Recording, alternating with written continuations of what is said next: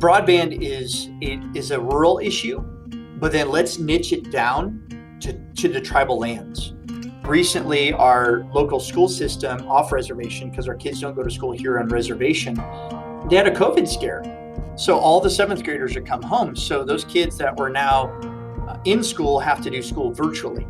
Well, if they live outside of where we do cable internet, there's an inequality there for education. Thank you for joining us for this episode of Keynotes, a podcast from the Keystone Policy Center, and the third episode in our series examining our COVID-19 response effort among tribal communities in Southwest Colorado. I'm Marcus Chavez, Communications Director for the Keystone Policy Center. So far, we have highlighted the food response effort, including developing a regional food security system, as well as expanding mental health services for tribal communities. In this episode, we're going to discuss how the lack of access to broadband internet on tribal lands and the domino effect that has on the community. And it goes without saying, but I'm going to say it anyways. This is another long-standing issue that has only been exacerbated during the COVID-19 pandemic. The Colorado Broadband Office, which is a division of the Governor's Office of Information Technology, provides numerous resources about broadband access for the state. Among those resources is a broadband map that shows where throughout the state there is strong and weak internet access, as well as no access at all. Looking at that map really drives home just how spotty internet access can be in the state of Colorado. As you would expect, in the urban areas, you'll see dark shades of blue indicating strong internet access. In other areas, the blue is a lighter shade indicating less connectivity. And in some areas, there is nothing at all. The locations of most of those quote-unquote dead areas are not a surprise. They often line up directly over one of Colorado's 11 national parks, or in areas that have no roads. What strikes me, as it relates to the topic we're discussing today, is that other than in the town of Toyoak, which is where the Ute Mountain Ute Reservation is located and has a small amount of lighter connectivity, all of the color on the map literally stops at the border of the reservation.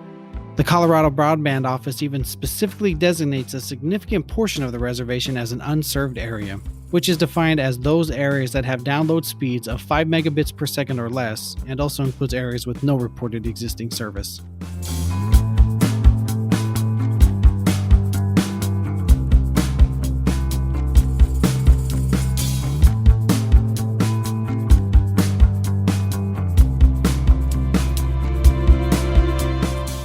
I've heard a lot of people describe 2020 as an accidental social experiment where we decided to try and move everything we would normally do in person, work, school, family gatherings, and even religious services, online.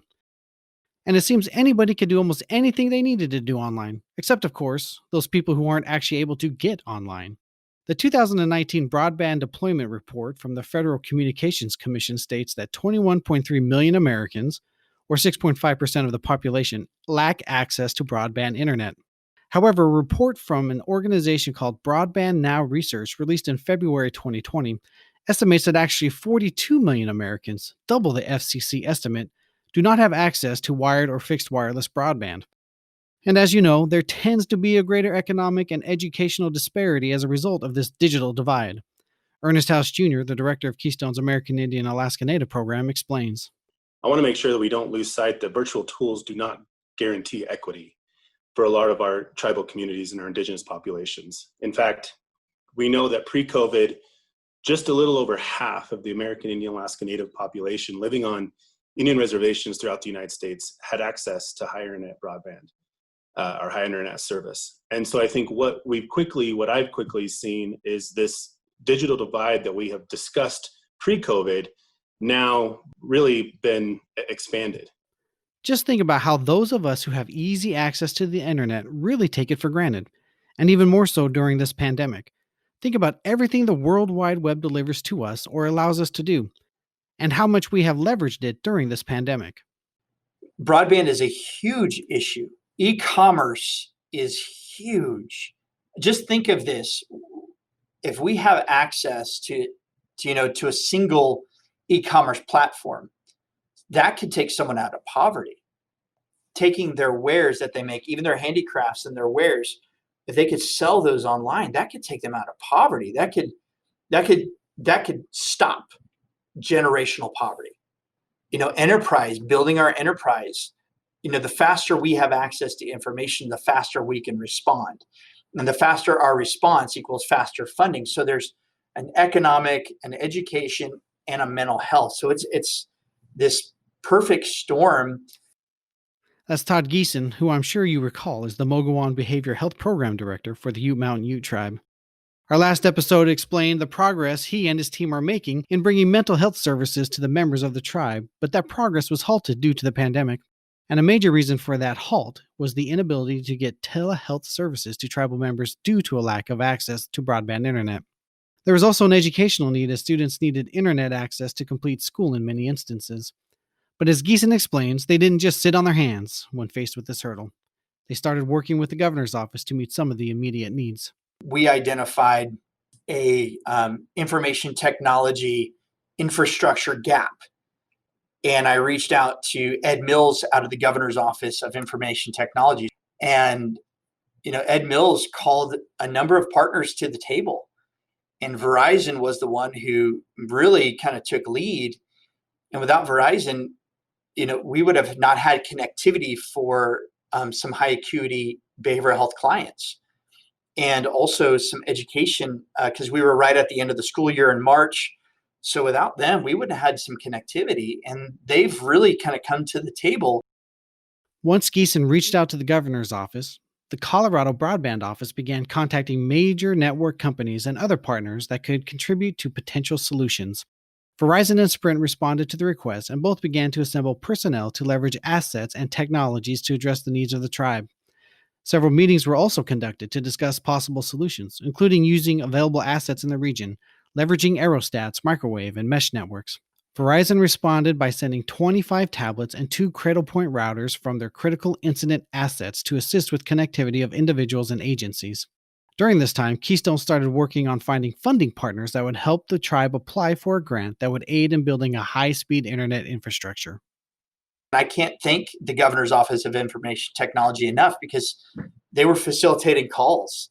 And Ernest was on some of those calls. Keystone had Ernest on, and because of them, I think our infrastructure is getting better. And because of that initial OIT conversation, Keystone really worked with an outside funding partner to get a match. And when we applied for a match or for a USDA grant that required a 15% match, because of that initial conversation with OIT, Keystone came to the table with a match from an outside partner. And that was a game changer. Again, this is work Ernest and Keystone was already involved in. We just needed to pivot to meet both the immediate and long-term broadband needs of the region brought on from the COVID-19 pandemic. We pivoted from not just our work and in trying to raise funds to help support their efforts at Ute Mountain for COVID-19 response, but one of the biggest hurdles we saw was the need for broadband network. And so we've worked with not only the tribal staff, but some outside consultants on bringing the people to the table around what would be needed for the tribe to not only apply for these larger grants, which they've been doing, but then also to meet the needs of the short-term effort, what to do with K through 12 education now. Coincidentally, another opportunity presented itself that may help the tribe provide broadband access to most of its rural members. In 2019, the FCC adopted rule changes to the Educational Broadband Service, or EBS, portion of the 2.5 gigahertz band. Those changes included dropping the educational use requirement for licenses. The EBS portion of the band was originally intended for use by educational institutions to transmit video services and later broadband, but most of the current licensees don't actually use the spectrum for educational purposes. So, dropping the education-only requirement means more entities will qualify to apply for licenses, entities like tribes. In fact, the FCC also created a priority filing window for tribal entities interested in obtaining access to unassigned EBS spectrum. Our IT guys, Anthony Bancroft, who oversees, he's the director for our information technology. Anthony has collaborated with some outside consultants, and I know he's applied for the 2.5 gigahertz access because it comes across tribal lands, and tribes were given first shot at that. And that broadband is huge. So let's talk about, like you said, let's talk about the need.